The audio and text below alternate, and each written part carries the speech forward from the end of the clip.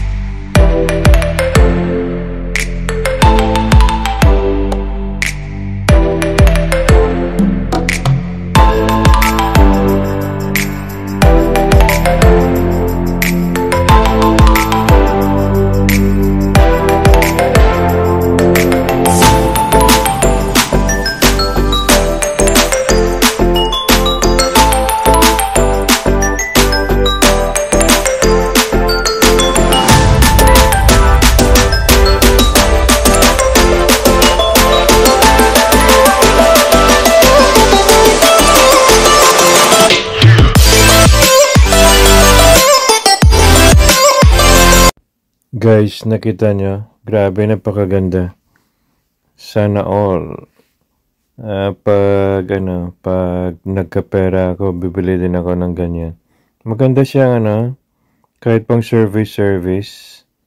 Yung pala guys, yung sasakyan na nasa video, siya, 4-wheel drive, Kia Bongo 3, double cab. Ang engine niya ay J3 turbo engine timing belt. Yan po. Grabe, napakaganda. Isa lang yan sa mga sa mga products ni Mr. Jason Bongo. Una-una pa lang noon nakita ko, grabe, kusunada ko na talaga. Gusto ko yung double cab. Kahit hindi na siya 4-wheel drive, yung 4 yung gulong sa likod, yung 4x2. Para pwedeng pang commercial. Tapos lagyan ko rin siya ng double cab, tapos mayroong upuan sa likod na mayroon din siyang yung bubong.